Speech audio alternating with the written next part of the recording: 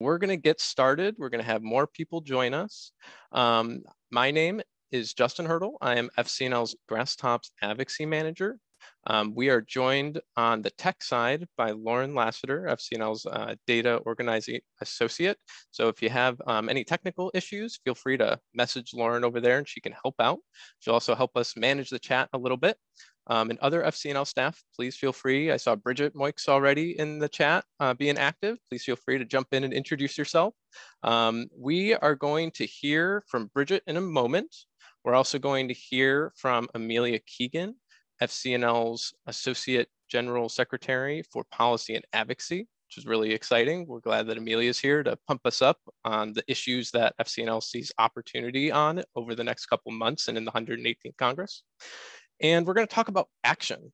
Hopefully that's why you're here. You want to take some action. So we're going to talk about the first opportunity in the 118th Congress that we think is a good time to engage your members of Congress, the February recess, which will be around President's Day in mid-February next month.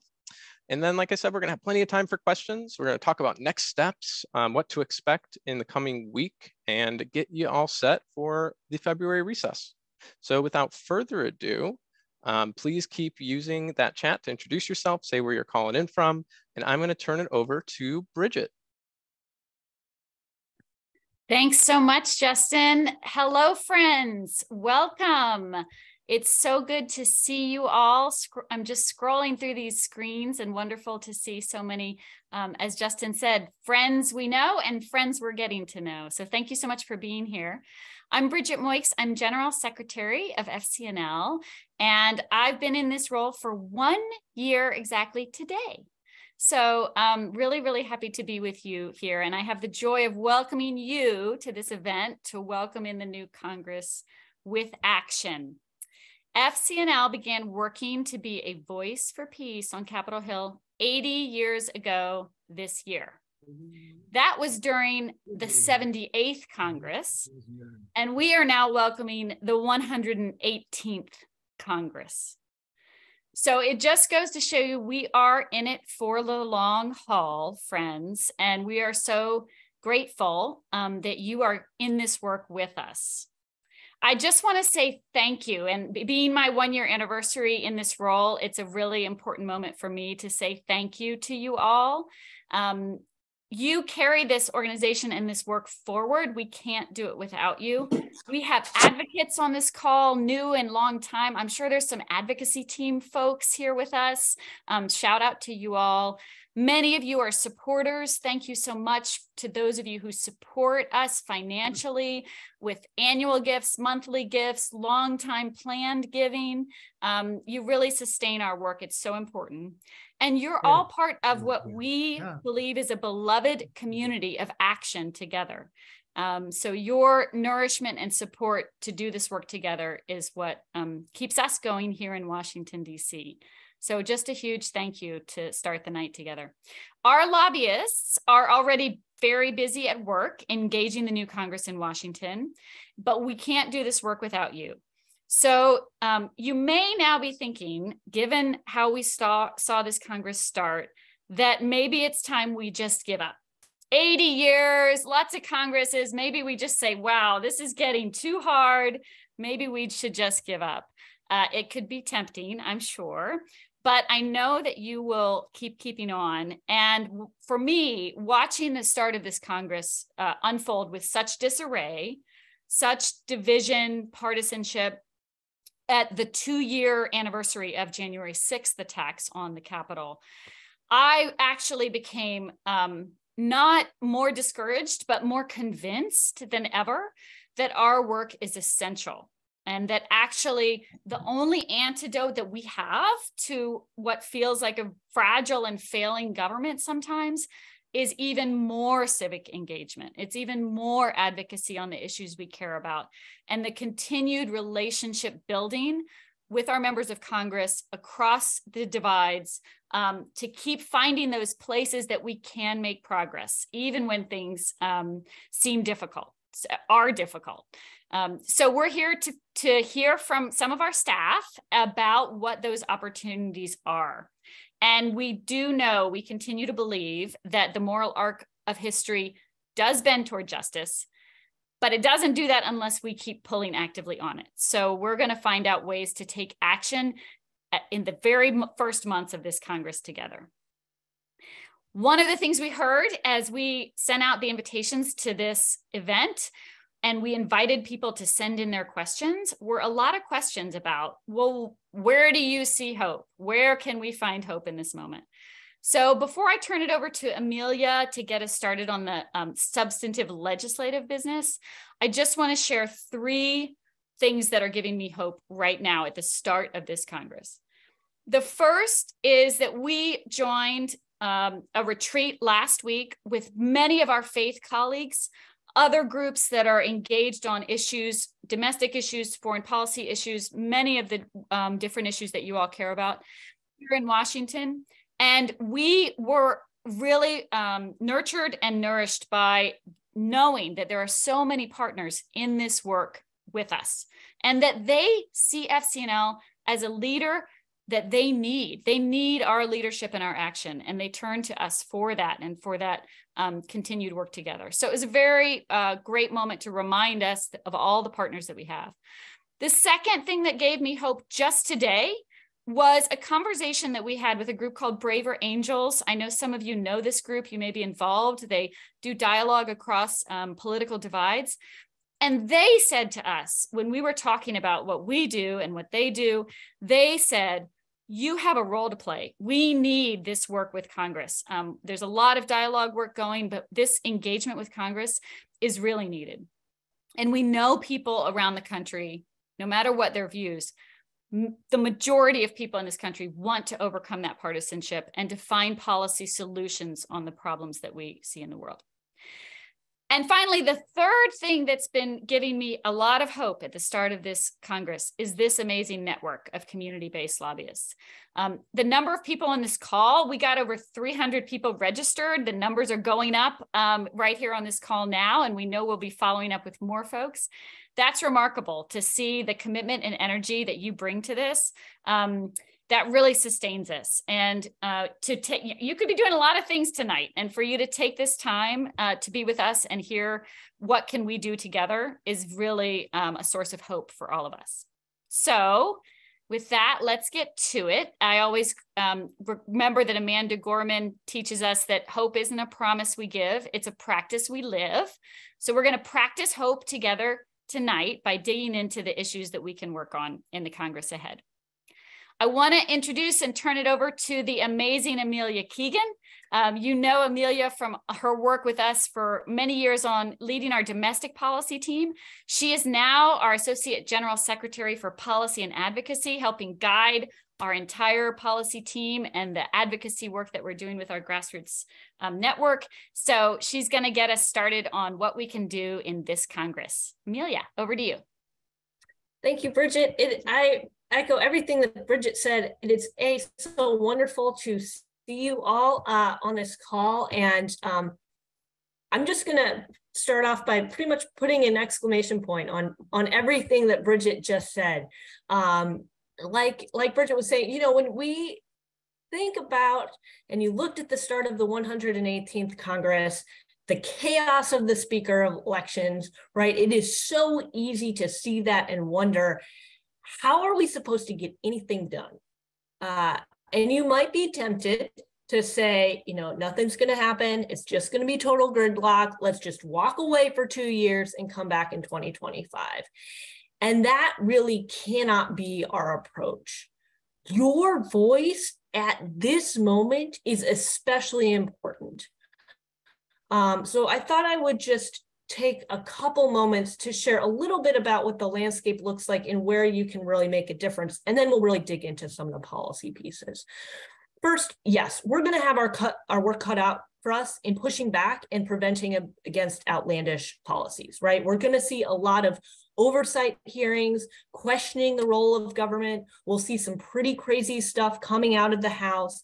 And it's easy to think, you know what, we don't need to pay attention to that because the Senate will just block it, but we really can't take that for granted, okay? There are a lot of senators who are up in 2024 who are moderates. They're going to be feeling a lot of pressure And we see time and again how there might be this insanely horrendous proposal out there in the House, and then moderates who are trying to show how moderate they are will put forward something that is just not so extremely horrendous, but only partly horrendous, right? And partly and moderately horrendous is still really bad. So we're going to have some work this year to be pushing back on some of that work. The second thing we'll be wanting to do is to keep pushing the ball forward and setting the table so that we can make big change when the opportunity presents itself. So this year is probably not a year where we're going to see a huge transformational bill like the Affordable Care Act or the American Rescue Plan, or even some of the big, troublesome bills like the 2017 tax cuts or welfare reform. But it is in those interim years that we really need to keep pushing those policies and that vision of what we want in front of lawmakers, so that when the political landscape provides an opportunity to go big, that's already in the forefront, right? Or on the flip side, there isn't the political backing to do some really, really bad stuff. And if you think back to what was enacted in the American Rescue Plan, like the child tax credit expansions or emergency unemployment insurance, huge list of everything that was there, or what was in the Inflation Reduction Act, nearly every single one of those policies had been drafted well beforehand, right? The American Rescue Plan was pretty much just a repackaging of a lot of the things that the House had passed in its 2020 COVID bills, which was just a combining of bills that had already been introduced and lobbied on for years. So we have that work cut out for us. But even with all of that, even if you don't just want to stop bad things from happening, and even if you say, I don't want to wait until the big moments coming up, I want to see legislative progress right now in this Congress, we do see some real opportunities to advance a few important legislative priorities and get real bipartisan wins this Congress. And that's what we're really going to drill down on today. We're going to talk about 3 issues where we think we can really make progress. The first is establishing a Truth and Healing Commission on Native boarding schools. Second is investing in community violence intervention programs, specifically violence interrupters. And the third is funding international peace building efforts. So let me just say, especially now, reading the news can be very discouraging, right? The level of violence, the level of hate that is out there, it seems to be, we are witnessing this endless stream of mass shootings, hatred and bigotry. It's so easy to feel hopeless in the face of all of this. Our society is just awash in violence. But FCNL is in many ways radical and unique in that peace is an undercurrent of all of our work. And the legislation that we are focusing on today, they're all about addressing violence, reducing and redirecting violence, advancing peace in a different but very effective manifestation. So I am so glad that you have joined us today. Thank you for being here. We need you. We need you in this moment. And I'm excited for us to dig into some of the policy pieces. All righty. What a way to get going. We're only 15 minutes in, and I have had the pleasure to follow up Amelia and Bridget. So thank you both for getting us started on a really solid note. And please, friends, as we move into, I'm going to talk a little bit about the new Congress here, what to expect in the coming month or so, and what to expect from FCNL and what we're encouraging folks to do during the February recess. Use the chat to ask questions, share ideas, share ways that you yourself or your group have successfully lobbied in the past. I really want to make this an info sharing conversation, and then we'll come back to Amelia in a little bit to dig more into those policies that she mentioned. So as we all probably know, we are here to welcome the new 118th session of Congress. What that means is for this session, we have 75 new representatives in the House and 7 new senators in the Senate. And that's not just, 82 legislators that we're talking about. We're also talking about hundreds of staffers on Capitol Hill, in your district office, in your in-state office, if you're talking about the Senate. And what that means is, and you'll hear this a lot, that's opportunity for building new relationships, cultivating, sustaining, strengthening relationships, not just with members of Congress, but especially their staff, who are doing the very, very hard work of getting these bills moving, building coalitions so that these pieces of legislation can move. So building relationships with staff is crucial. And the second thing that this means is it's not just about building relationships, it's also about educating. So some of the topics that we're going to talk about and that Amelia already mentioned, we've been lobbying on some of these things, and you may be surprised or maybe not surprised when we hear that staffers say, oh, this is the first time I'm hearing about this, but my boss might be really interested. Or, we didn't think of it that way. Thank you for bringing that to our attention. Oh, Quakers, they've been involved and have a legacy to reckon with when it comes to Native boarding schools. Let's talk about that and see how we can bring those stories in to strengthen this legislation and really move forward. So really thinking about not just relationship building to build relationships in advocacy, but also to educate and bring in your community's experiences to make it not just about numbers. How much is this going to cost? How much is it going to add to the debt or things like that? But really making this about people and the impact that these pieces of legislation have. So we're going to talk a little bit about that. But even though we're talking about new Congress, it's so exciting. You may be just like me and not have a new member of Congress. You might have your same old representative, your same old senators, and that's okay. There's nothing wrong with that. And because of redistricting, they're also learning the new constituencies that are in their districts or people that are moving into their states. So even if you have the same representative for the last several years or a senator that's been there for a decade or more, there is still this opportunity to reintroduce yourself, your community, your priorities, and what we're really encouraging folks to do, introduce or reintroduce FCNL in the work that we're all doing together. So I was listening to a webinar today with the Congressional Management Center, an organization that FCNL does a lot of wonderful partnerships with, and they really make you think about the ins and outs. And when you're thinking about relationship building, just like you build a relationship with someone at your church or in your book club, you want to do it right. And they talked about understanding that January and a new session of Congress, there's a lot of administrative stuff going on. They're hiring staff, they're replacing staff who moved on to other offices or moved on to other opportunities. They're learning their committee assignments. They're learning where the restroom is. They're learning where the coffee is. If you're in a district office, they're finding that space in the strip mall down the street. They're finding it in the federal building. So just understand that for the last couple of weeks, yes, there was definitely some shenanigans going on in the House, but staff were hard at work getting their offices set up so that as we move forward through the year, they can have these meetings and they can dig into legislation. So that's why we're going to talk much more about February. We're hoping, we don't know for sure, but we're hoping by the end of this week or by the end of the month, members of Congress, both in the House and the Senate, will know their committee assignments, which is really important when thinking about where your member of Congress has influence. So right now, we know some of them, but we don't know all of them.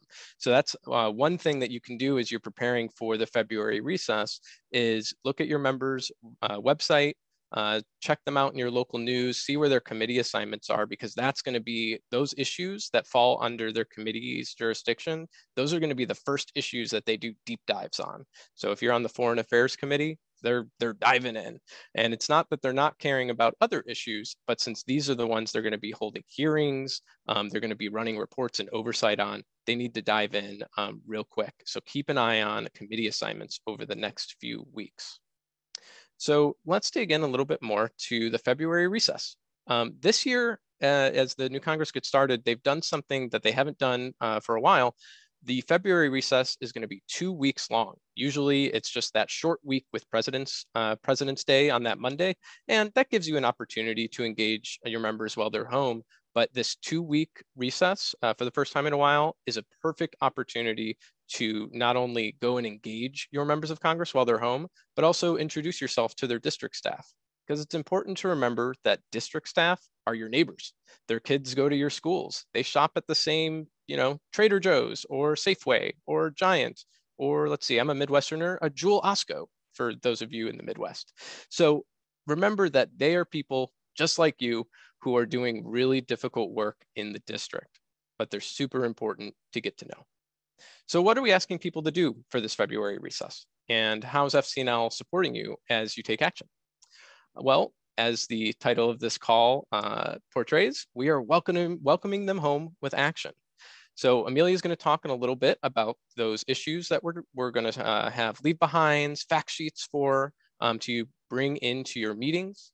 But what I really want you to focus on is Thursday, 2 days from now, you're going to get a follow-up email from us, and that's going to have a link to our action planner.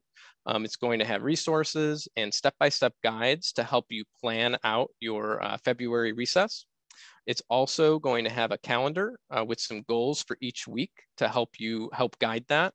And third, it's going to have a page. This idea came from FCNL's General Committee Clerk, Mary Lou Hatcher, of just saying, how are we introducing staff who may not know FCNL to FCNL? And that's a great idea. So there's a third piece of paper in there that you can use to introduce your members and district staff to FCNL. And the best part about this is you don't have to do this alone. Share these resources with your church, your meeting, your civic group, your book club, your friends. Bring them along for the ride, because the more the merrier. And that is not the only thing that we're doing to support your advocacy as we head into the February recess.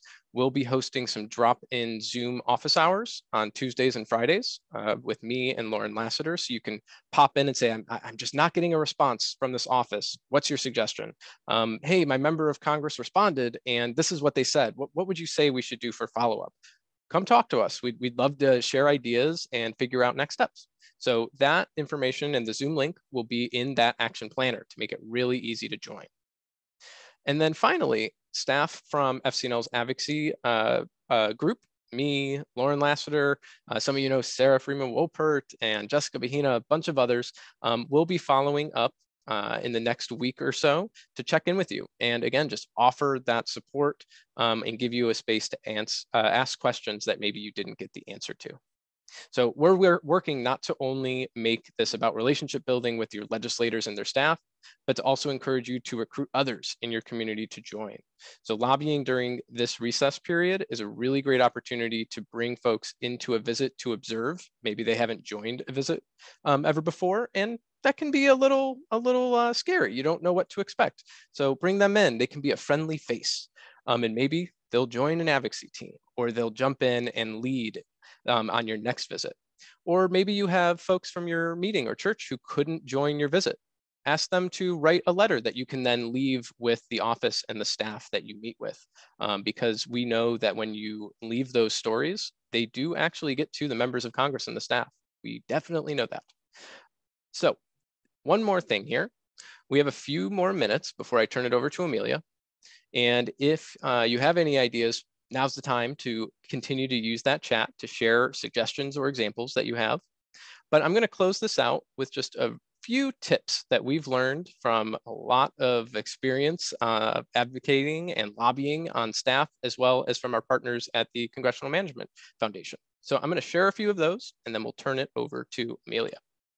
So the first one here, we've talked a lot, and for those of you who've lobbied with FCNL before, about starting with a thank you in your lobby visit. It's a really effective way to build a connection and also show that you prepared for the meeting. You didn't just walk in there and say, I want you to do this, and then no one wants to start a conversation that way. So really making it a two-way conversation.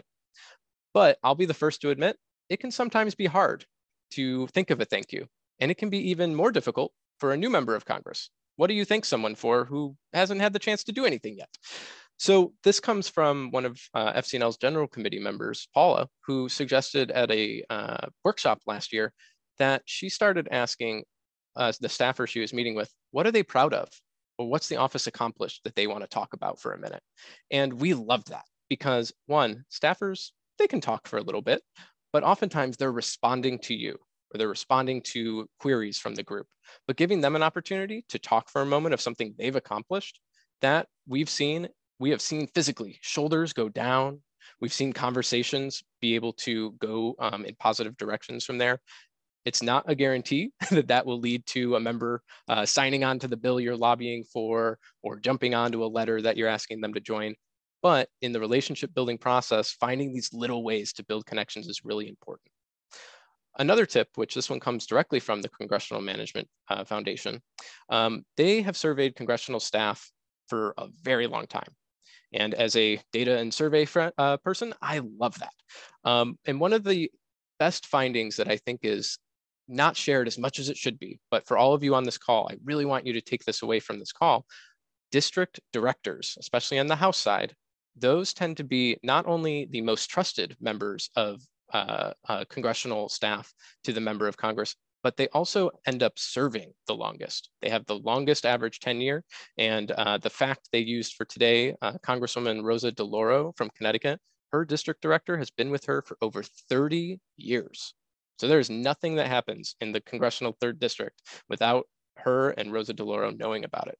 So getting to know that district director will be good for relationship building purposes, but they'll also then, when the scheduler and the members say, should I take this meeting with these Quakers? Should I take this meeting with this group? They want to talk about peace building. That district director can say, oh yeah, I've met with them. They're going to give you a thank you. They're going to come in and be prepared. You should definitely take the meeting. So really think about those district directors. And the last one here, we are talking about lobbying and taking action and taking time out of your day to go into these meetings. We know that everyone's busy and sometimes schedules don't line up. So we want to make sure that you are all well aware of sometimes an overlooked tool in your advocacy tool belt, the personalized email or letter. I very much promise you, they are still logging these emails. They are opening these letters. I was just talking to a friend on Capitol Hill who is building every week reports that go directly to the members saying, these are the issues, these are the bills that people called, wrote, and sent us emails about this week. So they are looking at these. But I want to emphasize, personalized, personalized, personalized, personalized. The more that you can personalize and talk about you, your community, the hats you wear, why the issue you're reaching out on is important and it's important to you, whether that's for a faith reason, a value reason, or something that's going to help your community and your district. Those are the things that stick out in a letter. Those are the things that staffers will give to their speechwriter and say, hey, this is a really good story and you should give this to the member to talk about on the floor, or you should highlight this during a committee hearing on this topic. So taking a moment, not just pressing, click and send, but taking a moment to really explain why you care about an issue and the impact it'll have can really make a difference, especially if you don't have the time to participate in lobby visits. So those are just a few of the tips. We are always happy to share more. And of course, we want to hear some of your tips. So please continue to use the chat.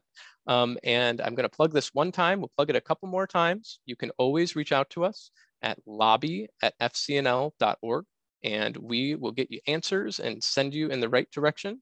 So please feel free to always reach out at lobby@fcnl.org. And now we've talked a little bit about action. Let's step back and dig into the policy weeds with Amelia. Thanks, Justin. And before I get into kind of some of the policies of the three legislative items I mentioned, I just want to reiterate, you don't need to remember all of this.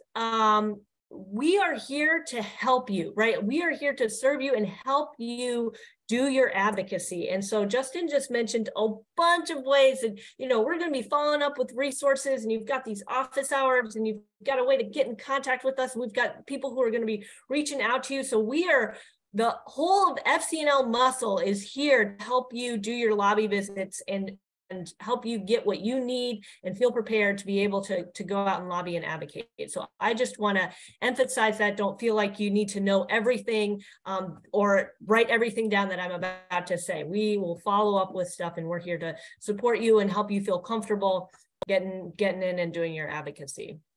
So the first, I'm just going to start on with the Truth and Healing Commission bill, the Truth and Healing Commission on Native Boarding Schools. That is the first piece of legislation that we are really focusing on this evening. Many of you are familiar with this bill, but for those of you that are not, the bill would establish the first formal commission in U.S. history to really investigate the policies and the practices of federally sponsored faith-run Native boarding schools. So as many of you are aware, for over 150 years, Christian churches were collaborating with the government to create hundreds of boarding schools for Native children. And many of the boarding schools were run actually by Quakers. The conditions, horrific, and the consequences, long-lasting, intergenerational. But the federal government really hasn't truly investigated the harms or the impacts of this federal policy, and this bill would change that. It would formally investigate and document the assimilation practices, the human rights violations that happened against Native Americans, Native Alaskan Natives, and Native Hawaiians. It would hold public hearings for victims, for survivors, their family to testify about the impacts of these policies. And then within 5 years of the bill's enactment, it would require a report with recommendations to the federal. So that's what the bill would do. Right now, we're waiting for reintroduction. We know that the bill's lead sponsors have been talking and planning to reintroduce the bill, trying to figure out what, if any, changes they'll make to the legislation. Why are we hopeful about this particular bill? Well, first of all, this bill has bipartisan support, something that we don't often see in Congress. And last year in particular, we saw real momentum on this issue that we're really hoping to build on this year. First, the Senate Committee on Indian Affairs held the first ever hearing in the Senate on the bill. And then the House Natural Resources Committee passed and reported the bill out of Congress, which was huge momentum. And as I said, we know that there's strong bipartisan support and really growing momentum for this legislation as awareness for the issue continues to grow. So what we really need from you is to urge your members to support and co-sponsor the legislation. And that faith grounding and faith voices and that moral voices really have a particularly important role to play, particularly coming from Quaker organizations like FCNL is really powerful because of Quakers' own history with boarding schools. So that is the first issue.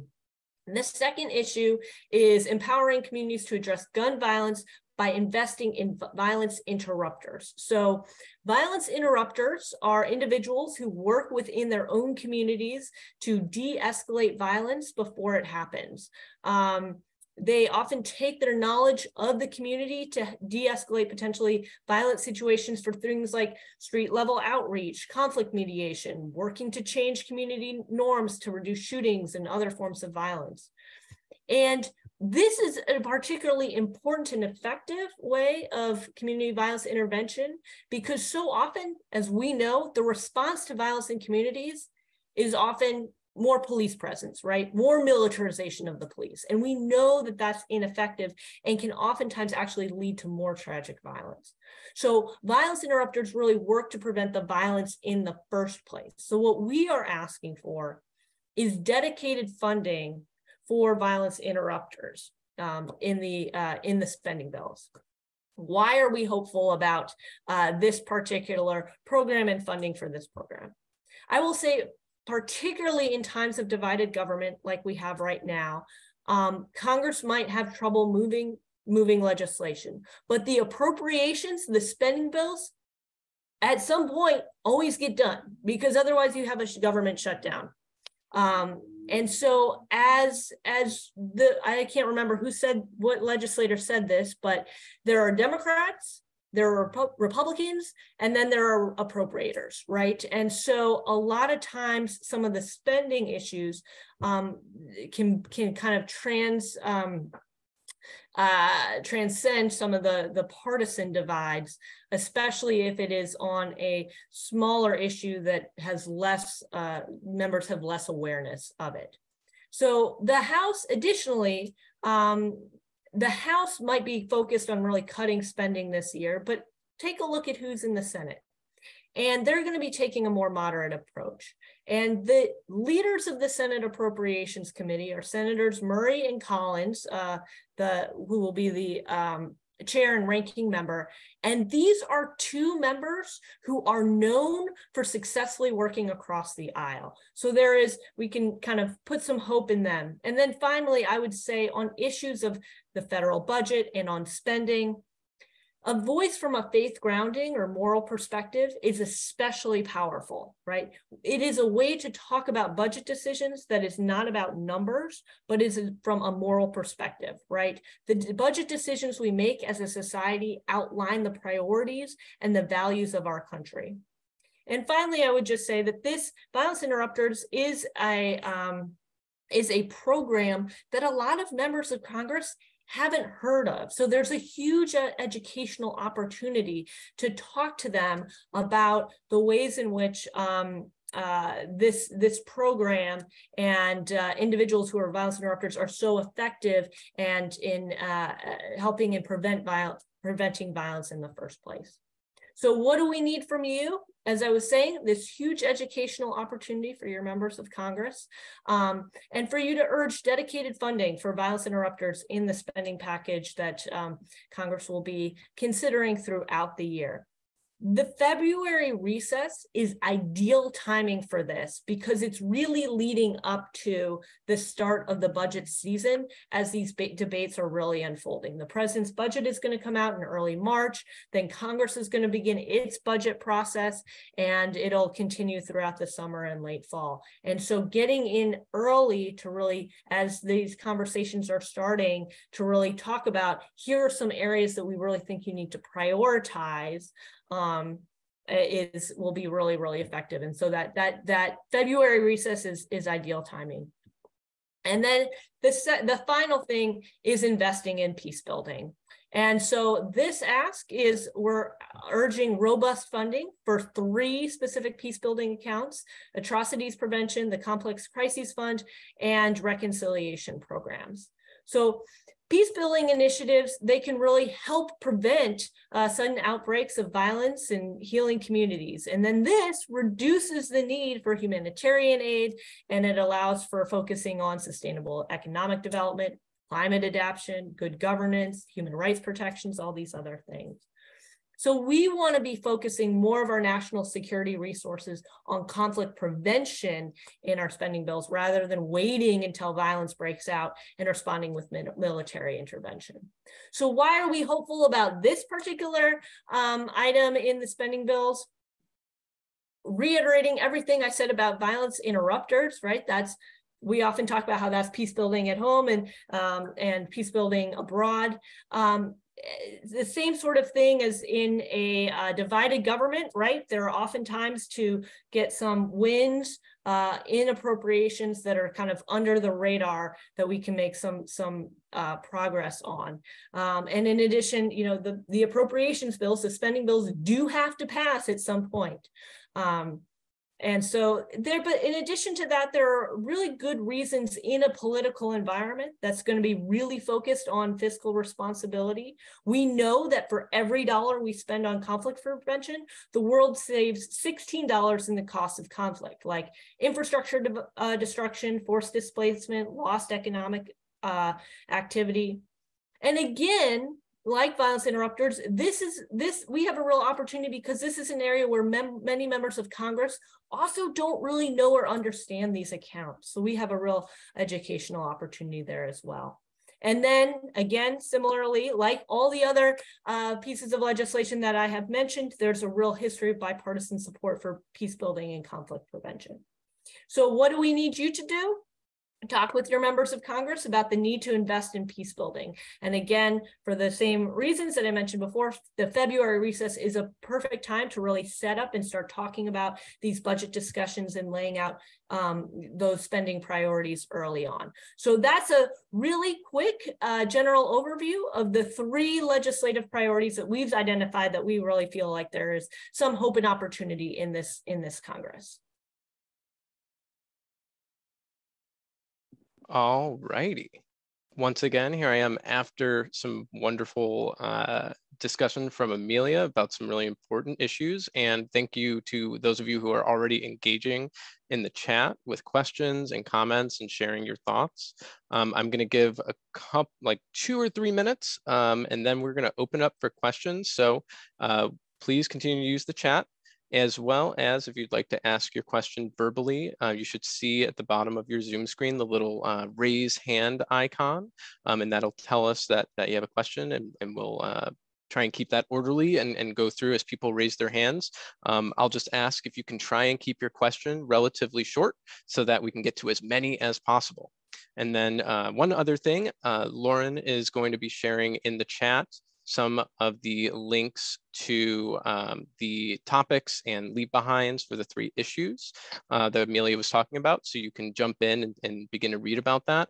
And that will also be in the follow-up materials that will be sent out on Thursday. So don't feel like you have to save everything. We'll make sure that that gets to your inbox on Thursday.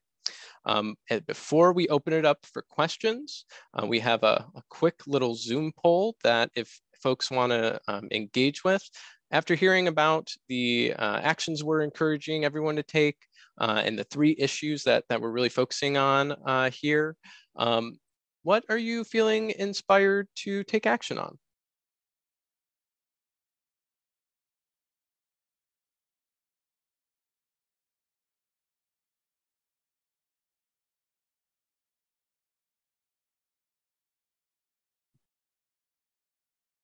We'll keep this open for another 20 seconds or so for those of you who are feeling inspired or called. And using the chat, we love that. Heidi, I see you there. I will add a select all option next time around. Appreciate that. And of course, these are not the only issues FCNL is working on. Would really encourage folks to go check out the website and see the other issues that we'll be working on in this Congress. All right, let's see here. And look at that. I like a relatively even split, about 30% for each one. And shocking that at a organization so focused on peace building came out a little bit on top. Well, thank you everyone for participating in our little poll there. And now without further ado, as promised, we'll open it up for questions. So again, if you don't mind, use that little raise hand function. If you're having trouble, go ahead and throw something in the chat and we will get some questions answered. And I know Amelia and I have also been looking at the chat. So Amelia, if you saw one that you want to jump into, please feel free. And I'll, really quick, Amelia, I'll answer one because it's action focused from Karen. Yes, Karen, just like CCL does, we do have a space where you can register some actions, not all actions, but you can always go to fcnl.org/lobby report to report any interactions you had with your members of Congress or staff.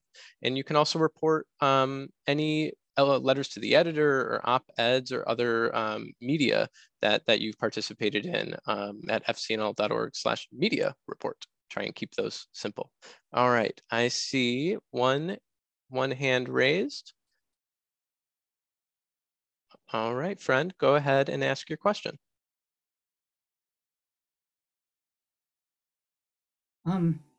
Is it me? Okay. Yes, please. The situation in Israel and Palestine is worse than ever. And I know that there was a bill last year about not using American money to arm Israel because the Israeli military is locking people up without trials and is very devastating to the Palestinians who may not be able to hold on much longer.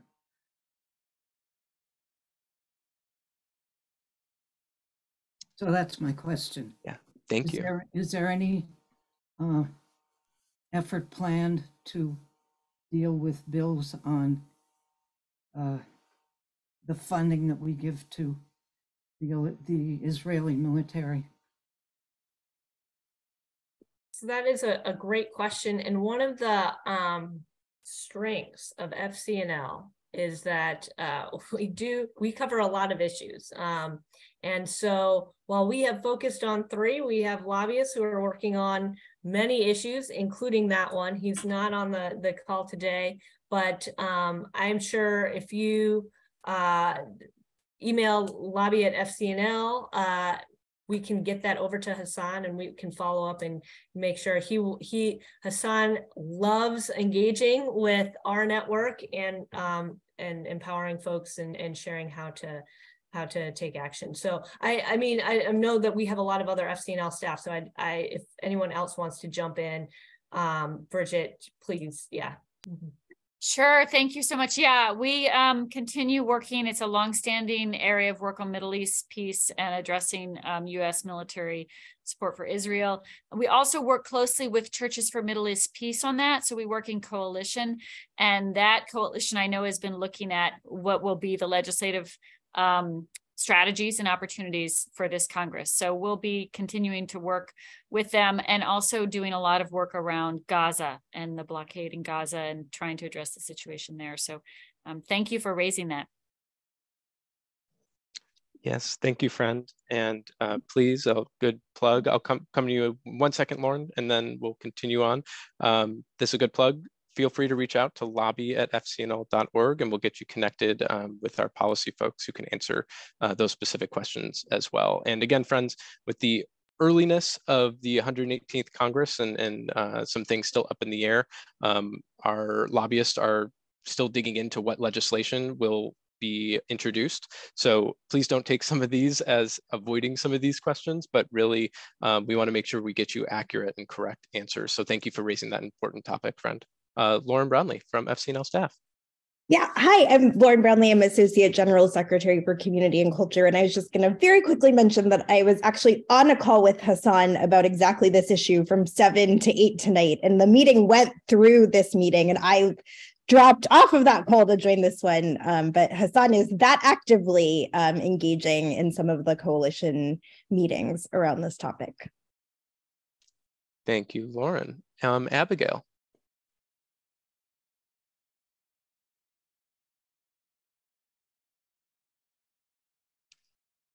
Abigail, so there you go. Hi, friend. I am here. I'm Abigail Adams from Connecticut, and thanks very much. I just wanted to, very excited about this and wanted to hold up that incredible foundation and space that's been opened up on some of these, some of these 3 foci by Diana Albaum, who I believe retired last week. Am I right about that? And I'm just thinking about her as I look at the faces of other beloved lobbyists who I've known, for so long, and just grateful for, even in this 118th, maybe a bit more calm or less movement Congress, that we get to continue to open up spaces and make way open because of the work that she's led us all in doing. So thanks, friends. Thank you, Abigail, and I look forward to seeing you on Thursday. And Steve, another person who I'm looking forward to seeing on Thursday. Sure. Hi, everybody. So one of our tenets of our peace testimony is addressing the seeds of war. One of the things that I'm seeing happening in terms of seeds being planted is an adversarial or enemy relationship with China. I think there's a great opportunity to fend this off and really look at China as less an adversary and enemy and more as just a country trying to look out for the best interests of its 1-point-something billion people, which is a huge challenge in and of itself. So I'm wondering if staff sees this the same way as an opportunity to really avoid war if we get ahead of it, and what we can do about it. That sounds to me like a Bridget Moix question, who Yes, also might be lobbying with you on Thursday, Steve. Yes, I would love to talk more about that. We are both deeply concerned by the growing competition moving towards increasing conflict between China and the US. There was some legislative action last year related to a bill on Taiwan that was really escalatory in terms of the relationship with China. And also do see the need and the opportunity to help Congress think about a different type of relationship that's grounded in cooperative problem solving between these great powers of some of the big issues like climate change that we have to deal with, we will have to deal with together. So we've been thinking about this. There on our website. We are looking for a friend in Washington. That's a program we have for a volunteer who might have expertise in an area like US-China relations or other great power relations to help us think more about this and looking to build our capacities to do more work on this. So yes, definitely thinking about this. And since people mentioned Diana Obam, she had organized before she left a conference on dismantling racism and militarism in US foreign policy. It was follow-up to other work. And at that gathering, I spoke a lot with a Chinese American leader in work around US-China policy about what he saw as the opportunities. And I think there are more and more people in Washington and communities around the country as well that are that we could be working with more on this. So more to come, but definitely both a challenge and opportunity. Great, thank you. Thank you, Steve, and safe travels to DC. Victor. Yeah, where I see an opportunity is there are a lot of Republicans who want to cut wasteful spending. And, we know that there's a lot of wasteful military spending, even programs that the Defense Department themselves don't want. And it strikes me that there's kind of an educational role that we could do is focus in and identify specific programs that really are wasteful and highlight those. And, maybe we can get some traction on that. I mean, if you cut one of those programs, that would fund all of those other things that Amelia was talking about, right?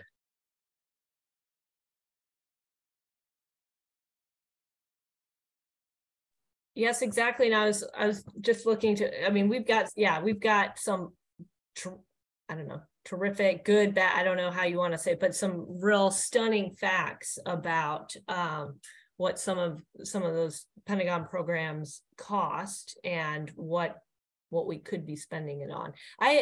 We have talked about this as well. There, with all the conversation that we're expecting around the budget and spending, FCNL really does have a unique role to play in speaking to that and talking about the Pentagon budget and our choices as being moral choices. So certainly that will come into play, and so absolutely what you are talking about is something that many staff has been talking about as well. So certainly in the context of some of the broader budget conversations, for sure. But yeah, Bridget, and I just want to jump in and underline the important voice of FCNL and other faith partners that we work with on, really trying to look at this picture of how our resources are, where they're going and what the results of that are. I think, Amelia, I may get this wrong, but I think that the amount we're asking for these 3 accounts is worth one F-35, I think is what we calculated. So just imagine that, but also for fiscal conservatives and people who want accountability, the Pentagon cannot pass an audit. It cannot account for more than 50% of its, from the past year, $858 billion. I mean, hundreds of billions of dollars, and it cannot even pass an audit. I don't know any other organization or company that could get away with that. Part of the work on opportunity in looking at investing in peace building is not just saying, look, this is a way more effective way to deal with the world's problems. It's also a lot less expensive, and it's going to be, in the long term, a lot less harmful. So I think that drawing that big picture around the budget is really important as we do some of this focused work on some of these accounts. Thank you, Bridget. And as I said in the chat, we're going to have 2 last questions here. First, Bill, and then second over to Lynn Graham. So Bill, do you want to, ask your question? Yeah, I couldn't help but my ears perked up earlier in the conversation when you mentioned Braver Angels, because I'm a member of Braver Angels and I participate in them. And, I think they're a great organization and they complement what we do nicely because they're secular as opposed to religious. They don't focus as much on legislation as they do on grassroots. So question is, what do you envision the partnership with Braver Angels as looking like? And then also, not so much a question, but I encourage more participation between FCNL and Braver Angels. Thanks, Bill. That's great to hear that you're involved and encouraging that. We're getting to know them. We're in the getting to know stage. So we had a meeting today with one of their senior sort of strategic leaders. And we talked to him about what we did, as I said, and he was really interested in this. And he actually said, this partnership, he said, we have a lot of partners. They work with large corporations. They work with various organizations, lots of different churches. And he said, I only manage 5 or 10, sort of support 5 or 10 of these partnerships personally, but I would want to work with you. I would want to be, and this is one of the senior leaders. And then he told me later, oh, and by the way, I know Quakers in Worcester. And so if there are any Quakers in Worcester, from Worcester, Ohio, you helped seed this partnership already. So, but he was very, I think, drawn to the idea that exactly what you're saying. We bring an added value. We bring something that they're not doing directly, but that is very much related to what they're doing. We talked to them because we're thinking about going to their large Gettysburg conference. Maybe you're thinking about going to that. And they also said, well, we'd love to have you speak on peace building with some of our other partners and connect us there. So still exploring, but interesting, and encouraged to hear your encouragement to us. Thank you, Bill. And yes, more to come. And to round out our evening on questions, I will turn it over to Lynn Graham. So Bryn Hammerstrom using my wife Lynn Graham's iPad. One thing I was going to say in terms of that's been touched on, reaching across the aisle in terms of waste. I read in a piece email recently that the Pentagon has failed 3 consecutive audits. And I was dumbfounded by that, but I never read it anywhere else. And I wondered if you could just briefly explain what Congress has done have the fiscal conservatives said anything about the fact that this is happening? I'm just curious. Sure. So I think it's up to at least 5, possibly 6 that they've failed. And that's the only ones they've actually done. And it took them until now to be required to do them because of a lot of work over years in telling Congress, shouldn't the Pentagon at least have to do an audit to begin with? They weren't even required to have an audit before. So a lot of work has gone into that. And I think now these continued failures are a real opportunity to draw attention to, the waste and abuse within Pentagon spending. It's not making us safer. We don't even know what the money is doing. So it builds on the work that we're doing, and I think we need to keep tracking that. Thank you very much, friend, for the question. And thank you all for staying a couple minutes over time. It's 9 o'clock Eastern here on the East Coast. This has been a really wonderful conversation from my perspective. I hope you have gotten something out of it. It's been great, again, as we said at the top, to see friends we know and getting to know new friends. We hope that you will stay in touch if you are new, and if we already know you, definitely stay in touch. You can reach us at lobby@fcnl.org. And if you're trying to get in touch with a specific policy person or member of our staff, we'll make sure to get you connected. Again, keep an eye on your email on Thursday for our follow-up materials, also a recording of this call if you want to relive this exciting time, as well as go back through Amelia's really in the weeds policy descriptions and this really helpful question and answer. And because I am leading this call, I'm going to end on a selfish my program call to action, pointing to wonderful friend in the chat, Jeannie Stowers from San Francisco Berkeley Advocacy Team. You never know who you know and where they're going to end up. A student of hers, if I'm reading this correctly, a student of hers was the district director, call out to district director for her former representative, Jackie Spire. And he, I think Kevin Mullen, is now a member of Congress himself. So Yes. Jeannie, we will be in touch. I will get in touch with you. And friends, you never know who you're going to know. You never know where they're going to go. And if you have those relationships, please, please, please tell FCNL about them, because we can work together to not only support FCNL's work, but also this is where we can go to these members of Congress and say, what are your priorities and how can FCNL support your efforts as well? So remember, this is relationship building is a two-way street, everybody.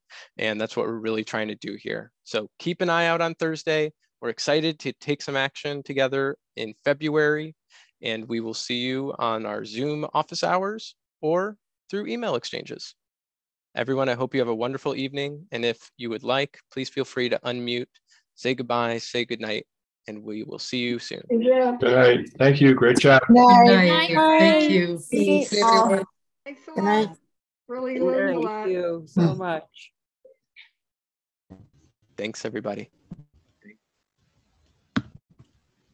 Have a good night, everybody.